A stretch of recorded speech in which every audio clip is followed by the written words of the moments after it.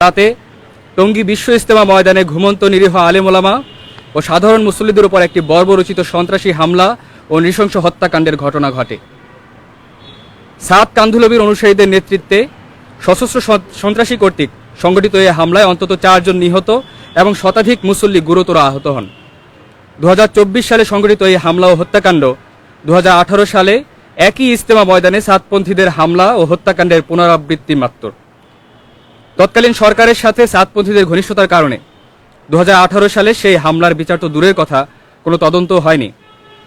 এই সকল সহিংস কার্যকলাপ শুধু ধর্মীয় পরিবেশকেই ক্ষতিগ্রস্ত করেনি, বরং সাধারণ মানুষের নিরাপত্তা ও শান্তিপূর্ণ সহাবস্থানের উপরেও গুরুতর প্রভাব ফেলেছে। এমন অস্থিতিশীল পরিস্থিতি আমাদের সামাজিক ঐক্য ও ধর্মীয় সম্প্রীতির পরিপন্থী। অতীত এবং বর্তমানে জাতীয় সংকটময় মুহূর্তগুলোতে ঢাকা বিশ্ববিদ্যালয়ের শিক্ষার্থীদের ভূমিকা অত্যন্ত গুরুত্বপূর্ণ বলে প্রমাণিত হয়েছে।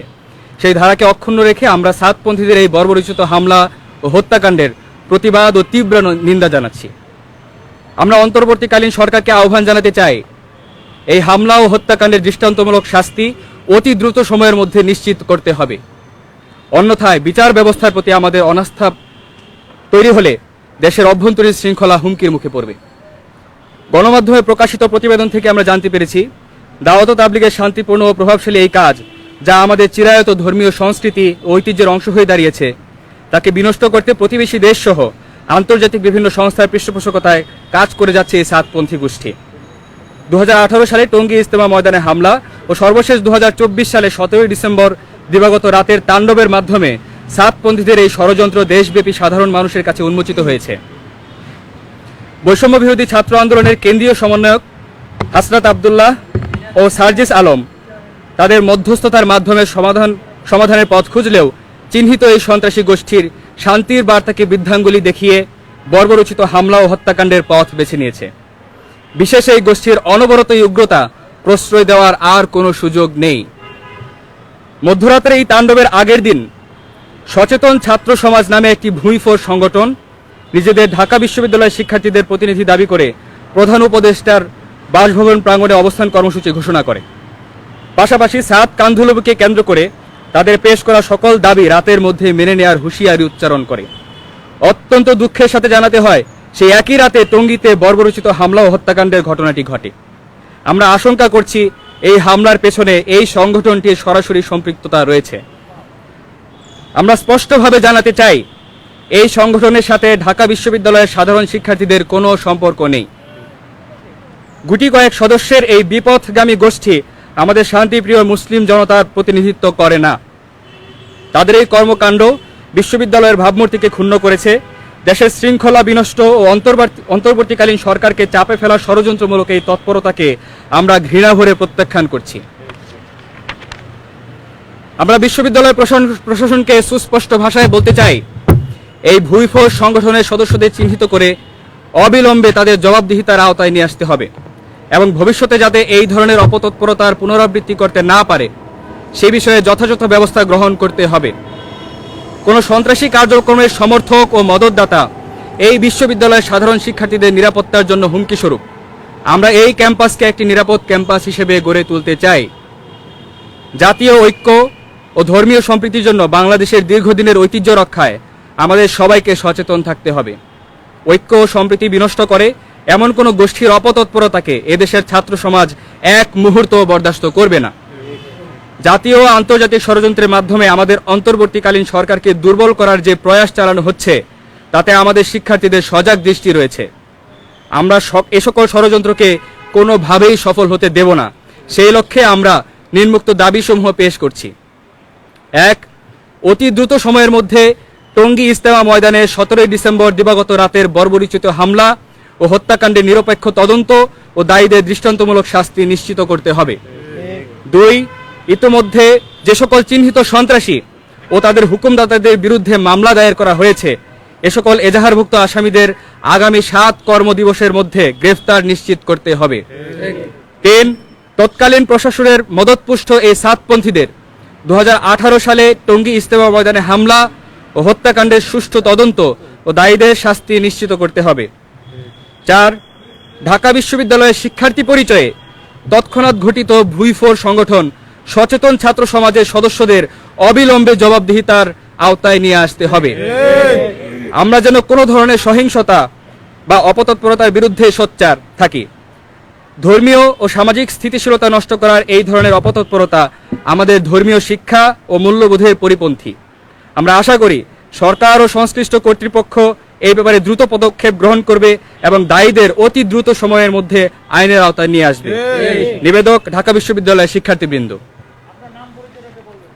আমি মোহাম্মদ জাহিদুল ইসলাম রাকিব, 18-19 সেশন, বিজয় 71 হল, রাষ্ট্রবিজ্ঞান বিভাগ।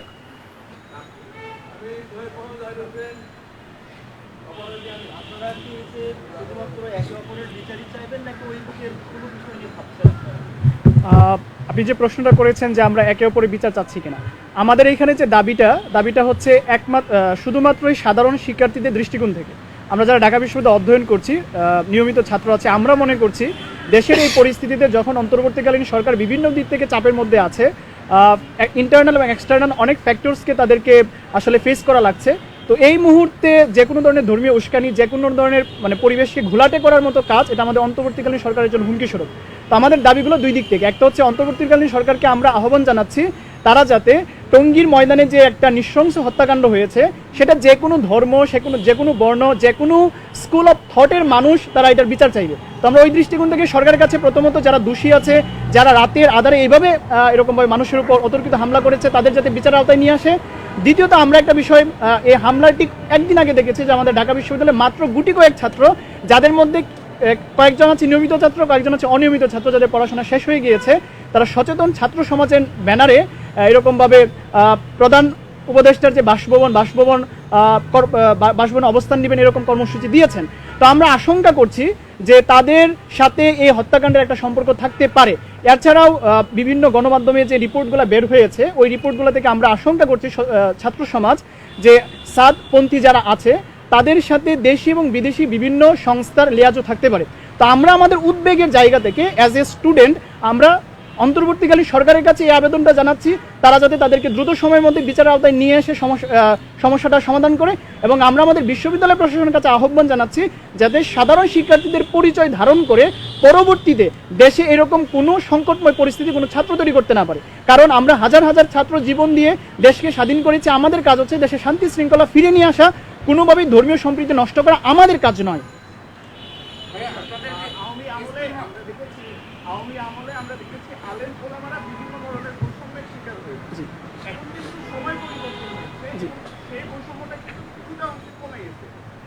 আমরা কখনোই দেখিনি টঙ্গীর মতো বিশ্ব ইজতেমার মতো একটা জায়গায় এমন হত্যাকাণ্ড এর পূর্বে কিন্তু কখনো দেখা যায়। তবে এই যে বৈষম্য শুরু হওয়ার পরে আলেম ওলামারা এখন ভালো থাকার পরেও এই ধরনের ঘটনা ইসলামকে বাংলাদেশের কোন দিকে নিয়ে যাবে? আসলে আপনি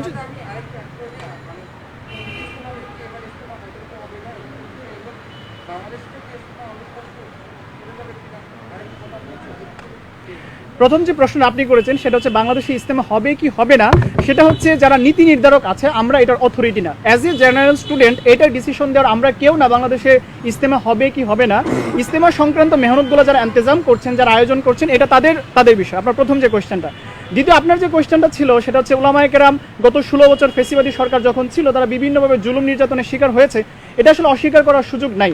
এখন আমরা স্বাধীনতা উত্তর আমরা যে দেশ পেয়েছি, যেটা ছাত্রদের রক্তের বিনিময়ে অর্জিত হয়েছে, আমরা আশা করছি স্বাধীন উত্তর দেশে উলামায়ে কেরাম যাদের টেক্সচুয়াল নলেজ আছে, যারা ধর্ম সম্পর্কে একটা হলিস্টিক নলেজ রাখে, তারা তাদের কাজগুলো স্মুথলি করতে পারবে। সাধারণ ছাত্র হিসেবে আমরা এটা আশা করছি। এখন এই যে সাতপন্থীদের কর্মকাণ্ড, এটা ইসলামকে কোন দিকে নিয়ে যাচ্ছে? দেখেন, দাওয়াতে তবলিগের যে মেহনত সর্বস্তরে অ্যাকসেপ্টেবিলিটি কেন পেয়েছিল? সর্বস্তরে অ্যাকসেপ্টেবিলিটি পাওয়ার অন্যতম একটা কারণ ছিল এটা একটা অহিংস দিনী আন্দোলন ছিল। আপনি যদি আল্লাহ রসুল সাল্লাল্লাহু আলাইহি ওয়াসাল্লামের যুগ থেকে এখন পর্যন্ত দেখেন, যতগুলো দিনী আন্দোলন ছিল এর মধ্যে অন্যতম প্রভাব বিস্তারকারী একটা দিনী আন্দোলন ছিল দাওয়াতে তবলিগের মেহনত।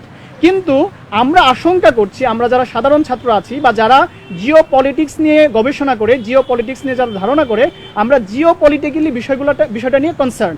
আমাদের মধ্যে যাতে ডিভাইডেশন আসে, আমাদের ইসলামের যে সৌন্দর্য পুরো পৃথিবীতে প্রতিষ্ঠিত হচ্ছিল সেটা যাতে ক্ষুণ্ণ হয়ে যায়, সেটা যাতে ম্লান হয়ে যায়, এই জন্য একটা দলকে, একটা কুচক্রী মহলকে ব্যবহার করে বিভিন্ন প্রতিষ্ঠান এটা ফায়দা নেওয়ার চেষ্টা করছে। তা আপনি যদি আমাকে সরাসরি প্রশ্ন করেন এর দ্বারা ইসলাম কোন পথে যাবে, আমি বলবো অবশ্যই ইসলামের যে সৌন্দর্য সেটা নষ্ট হচ্ছে। ইসলামের সৌন্দর্য কখনোই এটা সাপোর্ট করে না যে একটা ইস্তেমার মতো জায়গা যেখানে পুরো পৃথিবী থেকে হাজার হাজার মানুষ আসে শুধুমাত্র ইসলামের সৌন্দর্যকে দেখার জন্য, সেখানে রাতের আধারে এমনভাবে নৃশংসভাবে ধারালো অস্ত্র দিয়ে আঘাত করা হবে। জি অবশ্যই।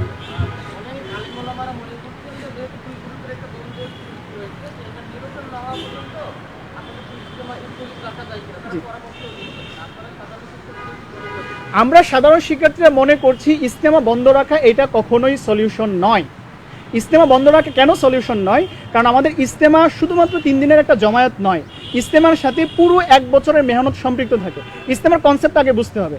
ইজতেমার আগে 40 দিন বা একটা নির্দিষ্ট সময় আগে আমাদের 5 দিনের একটা জুর হয়। সেই 5 দিনের জুর থেকে হাজার হাজার জামাত আল্লাহ রাস্তায় বের হয়। ওই জামাতগুলা মহল্লায় মেহনত করে হাজার হাজার জামাত তৈরি করে ইজতেমার মাঠে নিয়ে আসে। তো ইজতেমার মাঠের যে মূল ফাংশনটা হয় সেটা হচ্ছে ওই মাঠে হাজার হাজার জামাত তারা বিদায়ী কথা শুনে, বিদায় ইনস্ট্রাকশনগুলো শুনে তারা বাড়িতে ফিরে যায়, আর ওইখান থেকে হাজার হাজার জামাত আল্লাহ রাস্তায় বের হয়, সেটা দেশে এবং দেশের বাইরে ইন্টারন্যাশনাল এরিয়াতেও যায়। এছাড়া ইজতেমার মাঠে আমাদের পরবর্তী 1 বছর মেহনত কী হবে এই বিষয়ে গুরুত্বপূর্ণ পরামর্শ হয়। এছাড়াও স্পেশাল অনেক সেশন থাকে, যেমন ছাত্রদেরকে নিয়ে আলাদা বসা হয়, ডাক্তারদেরকে নিয়ে আলাদা বসা হয়, ওলামায়ে কেরামকে নিয়ে আলাদা বসা হয়, বদির যারা আছে তাদেরকে নিয়ে আলাদা বসা হয়, যারা অন্ধ থাকে তাদেরকে আলাদা বসা হয়। তার মানে ইজতেমা শুধুমাত্র 3 দিনের একটা জমায়েত নয়। তো তাদের একটা বিচ্ছিন্ন ঘটনার কারণে ইজতেমার মতো একটা গুরুত্বপূর্ণ বিষয় যেটা ধর্মীয় দিক থেকে এবং জিও পলিটিক্যালি বাংলাদেশের যে ভাবমূর্তি সেটা পুরো পৃথিবীর কাছে তুলে ধরেছে, সেটা ইজতেমা বন্ধের মাধ্যমে আসলে সলিউশন হচ্ছে না। এখন সলিউশন কি হবে প্রশ্নটা আসতে পারে। এইটা সলিউশন দেওয়ার অথরিটি আমরা নয়। সলিউশন কি হবে সেটা যারা ইন্তজাম করছে, যারা এটার সাথে সংশ্লিষ্ট তারা চিন্তা করবে। কিন্তু অ্যাজ এ জেনারেল স্টুডেন্ট আমরা এটা কখনোই প্রস্তাবনা দিচ্ছি না যে বিচ্ছিন্ন একটা ঘটনার জন্য, বিচ্ছিন্ন একটা সন্ত্রাসী গোষ্ঠীর জন্য ইজতেমার মতো একটা বিশাল ইন্তজামকে বন্ধ করে দেওয়া হোক। জি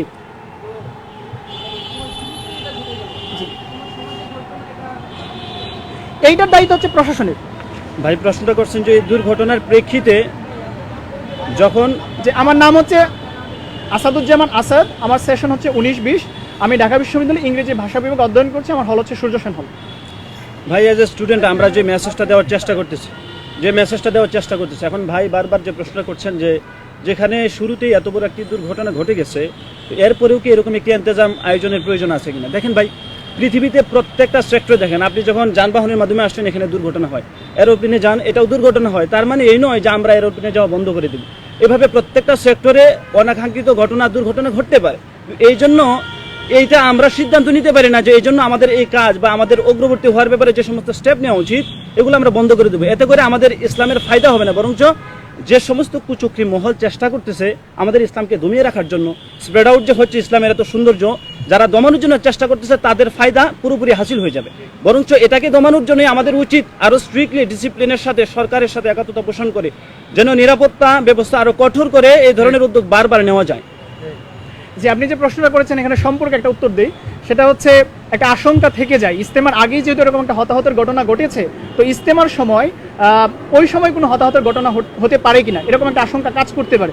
এই আশঙ্কাটা আমাদের মধ্যেও কাজ করছে। এই আশঙ্কা যাতে তৈরি না হয় এই জন্য আমরা অন্তর্বর্তীকালীন সরকার এবং যারা অথরিটি আছে তাদের কাছে আহ্বান জানাচ্ছি, তারা যাতে দ্রুত সময়ের মধ্যে যারা অপরাধী আছে অপরাধের দৃষ্টান্তমূলক শাস্তি নিশ্চিত করে, যাতে এই ধরনের ঘটনা বাংলার মাটিতে আর কখনো পুনরাবৃত্তি না ঘটে। এটা হচ্ছে আমাদের দাবি। আরেকটা পয়েন্ট হচ্ছে ইজতেমা শুধু ধর্মীয় দৃষ্টিকোণ থেকে বাংলাদেশের জন্য গুরুত্বপূর্ণ নয়, ইকোনমিক্যালি চিন্তা করলে, জিও পলিটিক্যালি চিন্তা করলে বাংলাদেশ ইজতেমা কিন্তু গুরুত্বপূর্ণ। কারণ বাংলাদেশ এমন কোনো জায়গা নয় যেখানে হাজার হাজার ফরেনার অন্য কোনো একটা উদ্দেশ্য আসে। একমাত্র ইজতেমার কারণে হাজার হাজার ফরেনার, সেটা আফ্রিকা থেকে আসে, সেটা আমেরিকা থেকে আসে, সেটা ইউরোপ থেকে আসে, ইভেন বিচ্ছিন্ন দ্বীপগুলো থেকেও আসে। তো এরকম একটা গুরুত্বপূর্ণ বিষয়কে আমরা কখনোই মানে হাতছাড়া হতে দিতে পারি না এজ এ সচেতন নাগরিক। আপনারা দাবি পেশ করছেন এবং নির্ধারিত করেছেন 7 কার্যদিবস, এর মধ্যে যদি দাবিগুলো কার্যকর না হয় পরবর্তী এটা হচ্ছে আমাদের এ পর্যন্ত পরামর্শ হয়েছে। আমরা আমাদের দাবিগুলো পেশ করেছি। আমরা সাধারণ ছাত্র হিসেবে আমরা কোনো সহিংসতা চাই না, আমরা কোনো সংঘাত চাই না। আমরা শান্তিপূর্ণভাবে প্রেস ব্রিফিংয়ের মাধ্যমে দায়িত্বশীল যারা আছে তাদের কাছে আমাদের দায়িত্বগুলো পেশ করেছি এবং আমরা একটা নির্দিষ্ট সময় পর্যন্ত অপেক্ষা করব। এরপর আমরা ইনশাল্লাহ নতুন করে পরামর্শ করে আমরা আমাদের পরবর্তী কার্যক্রম হয়তো ঘোষণা করব। আপনারা একটা শব্দ ব্যবহার করছেন বারবার, আমরা খেয়াল করছি এর আগেও আপনারা ঢাকায় সমাবেশ করেছেন, সংবাদ সম্মেলন করেছেন, উভয়পন্থী আপনারা তাবলীগ করছে, এটাই তো বাস্তব। কিন্তু আপনারা বারবার দেখছি যে পরস্পরকে সন্ত্রাসী ট্যাগটা দিচ্ছে, আবার ইসলামের সৌন্দর্যের কথা বলছে। এই সন্ত্রাসী সম্পর্কে আসলে ইসলামের সৌন্দর্য নষ্ট করছে। ভাইয়ের সাথে আমি রায়হান, যে কয়েকদিন আগে মুসলিম সাত মুসলিম এবং জুবাইর হোসেনের মধ্যে সংঘর্ষ হয়েছে, এটা কি বাংলাদেশের মুসলমানের মধ্যে একটা বিভেদ সৃষ্টি হবে কিনা? আচ্ছা, আমি একটা বিষয় আপনাদের কাছে স্পষ্ট করতে চাই যে কোনো ব্যক্তি কেন্দ্রিক কোনো পন্থা ইসলামের মধ্যে নাই। একমাত্র মুহাম্মদ সাল্লাল্লাহু আলাইহি ওয়াসাল্লামের রেখে যাওয়া ইসলাম পন্থা একটাই। তো এখানে পন্থা তৈরি হয়েছে কখন? যখন একক ব্যক্তি কেন্দ্রিক অন্ধত্ব একটা গোষ্ঠীর মধ্যে তৈরি হয়েছে, তখন কিন্তু সাতপন্থী নামক একটা পন্থী সৃষ্টি হয়েছে। আপনারা বারবার জোবায়ের পন্থী বলে যাদেরকে সম্বোধন করছেন, এই গোষ্ঠীটা কি আসলেই জোবায়ের পন্থী কিনা আপনাদের যাচাই করে তারপর প্রচার করা উচিত ছিল। এখানে আজকে যদি অন্য কেউ আসেন, এ ব্যাপারে ওলামায়ে কেরাম ভিন্ন কোনো সিদ্ধান্ত দেন, ব্যাপকভাবে ওলামায়ে কেরাম যে সিদ্ধান্ত দিবেন তার উপরেই কিন্তু আমরা জমে থাকবো, এবং ইসলাম ওলামায়ে কেরামের পরামর্শক্রমে ওলামায়ে কেরামের রাহাবারির মাধ্যমেই কিন্তু চলবে। রাসূল সাল্লাল্লাহু আলাইহি ওয়াসাল্লামের ওয়ারিস যারা, তাদের মাধ্যমে ইসলাম চলবে। তো যার কারণে এখানে দুই পক্ষের কোনো প্রশ্নই আসলে এখানে নাই। এখানে পক্ষ একটাই, সেটা রাসূল সাল্লাল্লাহু আলাইহি ওয়াসাল্লামের জামানা থেকে ছিল, এখন আছে, ভবিষ্যতেও থাকবে ইনশাআল্লাহ। যে আপনি হ্যাঁ, আমি প্রশ্নের উত্তর দিচ্ছি। আপনি যে প্রশ্নটা করেছেন সেটা হচ্ছে আমরা সাতপন্থীকে কেন সন্ত্রাসী বলছি। আসলে সন্ত্রাস বা সন্ত্রাসী এটা একটা টেক্সচুয়াল টার্ম, এটা একটা টার্মিনোলজি, এটার সাথে আমাদের কিছু নোশন আছে। যখন এমন কোনো কাজ করা হয় যেটা মানবতার সাথে যায় না, যেটা আমাদের এক্সপেকটেশনের সাথে যায় না, সেটাকে আমরা সন্ত্রাসী কর্মকাণ্ড বলি। রাতের আধারে কাউকে আক্রমণ করা, সেটা ধর্মীয় হোক বা ধর্মীয় ছাড়াও, সেটাকে সন্ত্রাসী কর্মকাণ্ড বলতে যে কোনো স্কলার তার এক্ষেত্রে দ্বিমত থাকার কথা নয়। তো সাতপন্থী যে মহলটা আছে, তারা যেহেতু টঙ্গীর বিশ্ব ইজতেমা ময়দানে যারা সাধারণ মুসল্লি ছিল তাদের উপর এরকম রাতের আধারে আক্রমণ করেছে, এর জন্য আমরা টেক্সচুয়ালি এটাকে সন্ত্রাস বলতে বাধ্য হচ্ছি। কিন্তু সাতপন্থী যারা অনুসারী আছে, সারা বাংলাদেশ জুড়ে যারা অনুসারী আছে, আমরা সবাইকে আমভাবে সন্ত্রাসী ট্যাগ দিচ্ছি না, বরং যারা এটার পিছনে দায়ী, নির্দিষ্টভাবে যারা এটার পিছনে দায়ী, তাদেরকে আমরা সন্ত্রাসী আখ্যা দিচ্ছি।